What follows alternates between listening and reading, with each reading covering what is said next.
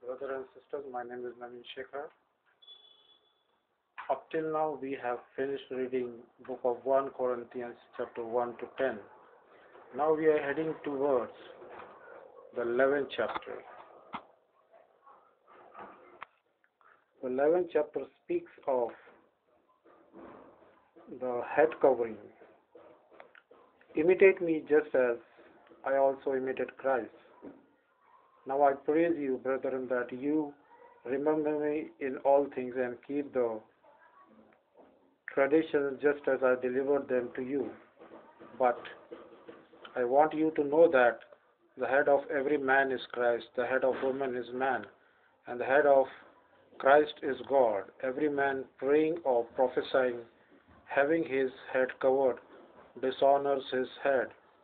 But every woman who prays and prophesies with her head uncovered dishonors her head, for that is one and the same as if her head were shaved.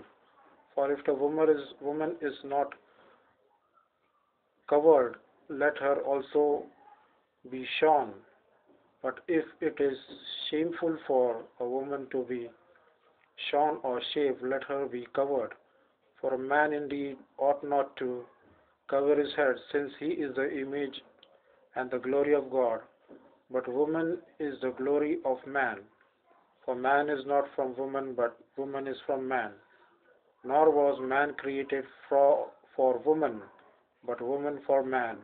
For this reason, woman ought to have a symbol of authority on her head, because of the angels. Nevertheless, neither is man independent of woman, nor woman independent of man in the Lord. For as woman came from man, even so man also comes through woman. But all things are from God.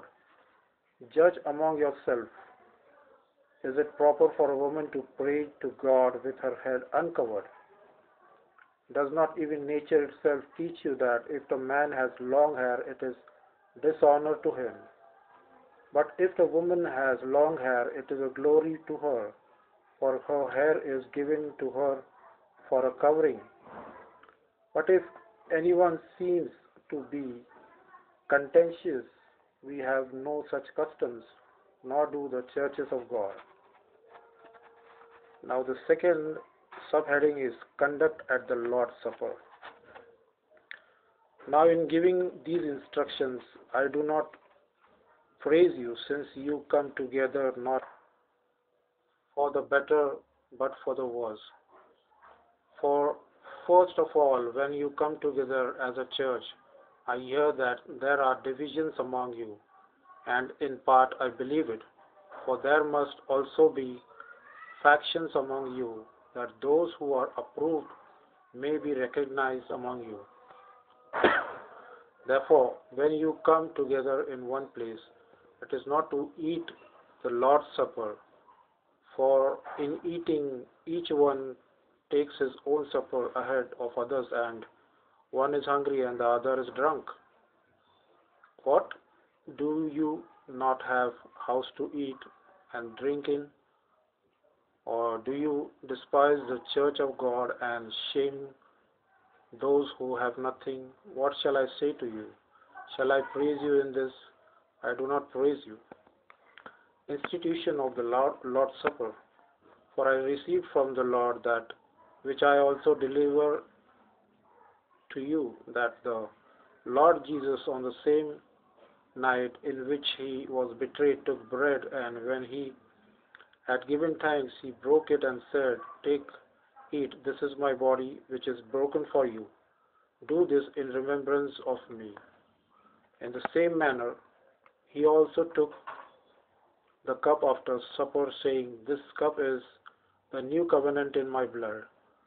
Do this as often you drink. It is a remembrance of me. For as often as you eat this bread and drink this cup, you proclaim the Lord's death till he comes. And the last